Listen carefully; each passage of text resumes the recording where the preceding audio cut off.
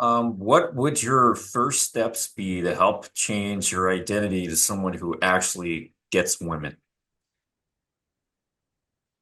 For someone that already gets women, Yeah. what what would be the first steps to do what?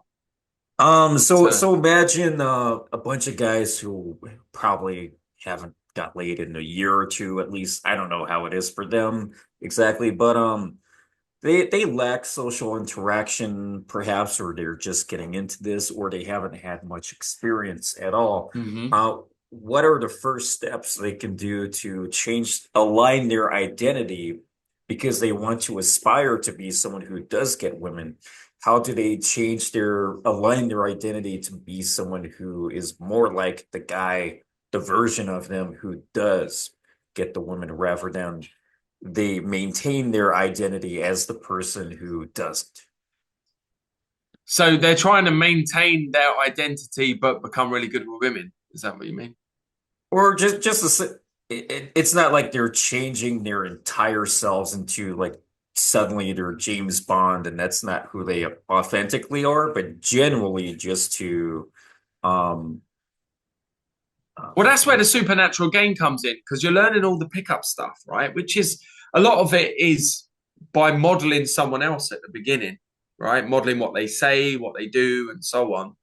But then you got the natural side is where you're putting your own sort of gambits in, your own personality in, your own stories about you in, and with your criteria. What are your free criteria? They might not be mine, but you can voice that to her. You can make your own up. So when you get good at speaking to women and you know the things that they say back normally to these responses, autoresponders, you can really build your own criteria up. Maybe you like a fashionable woman. Maybe you like a woman that makes you laugh. Maybe you like a woman that knows how to cook. What is your criteria? Write them down and add that into your free criteria gambit.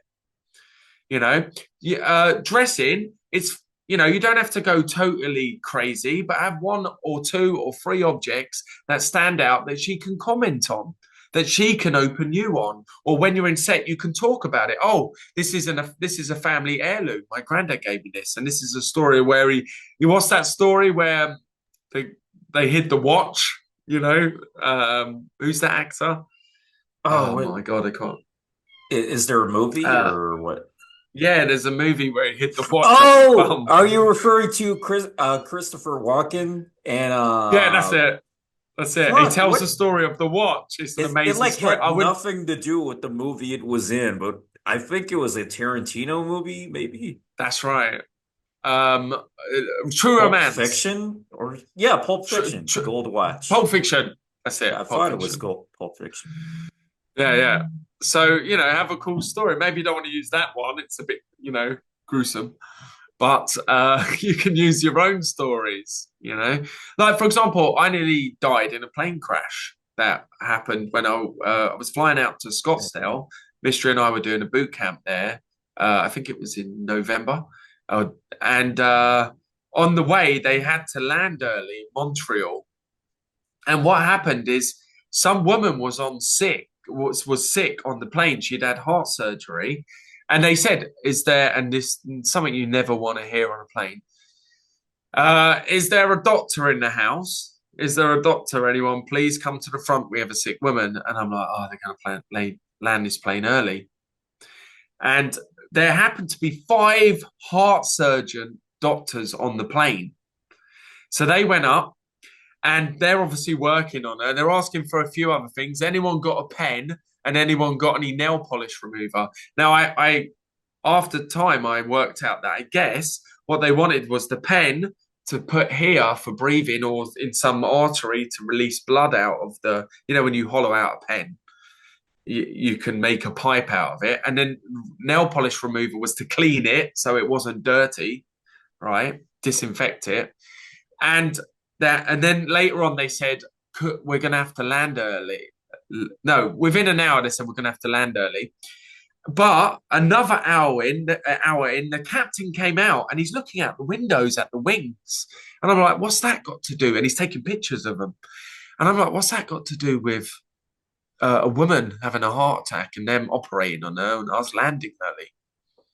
So when we landed, we was queuing up to get our hotels overnight given to us because we're in a different country now. We had to get a plane the next morning. And in the queue, another woman said to me, "Oh yeah, we saw fluid and weird stuff coming out of the plane near the wings." Um, and then the captain was obviously coming up taking pictures of it. And what had turned out is the plane was losing fuel as well. The fuel cap wasn't on. That somehow, and the wings weren't working properly as well. There was loads going on. Yet we were lucky enough that we weren't over the ocean enough that we would have had to keep going. We'd have been really far out and we would have lost fuel and crashed or blown up in the air because there was fuel and, could have sparked. So if that woman didn't have a heart problem, we would have never landed early and we could have all been dead, blown up. And also, imagine there were 5 heart doctors on there that even saved her life. So does that make you think that there's such thing as divine intervention? And that's the first thing I said as soon as I walked into our 12 students and mystery in the event when I got there a day late, and I'm never late. A day late, and they were all captivated by this story. And I used that story on the whole boot camp. Some of them were practicing it, and it went down a tree. And people are like, "Oh, no way. My skin's crawling and my hairs are standing up." So stories in your life you can use to good effect, especially true ones, you know? And yeah, I don't know, I'm going off on a tangent on there, but that would be the more using natural side of your stories that have just come up and in your next set saying them.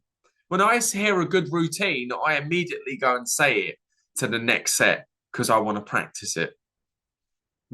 I don't know if that answered your question because I even forgot the question. Uh, we could probably skip it. For more interesting one, it was about identity. If Yeah, this, so that my identity, that was part of my identity that had just happened. My life was saved. Oh yeah, and at the end of the story, I go, so nothing can get wrecked this day. I'm alive. And so that's current emotional state also that you're adding into the story. yeah, it's some crazy shit.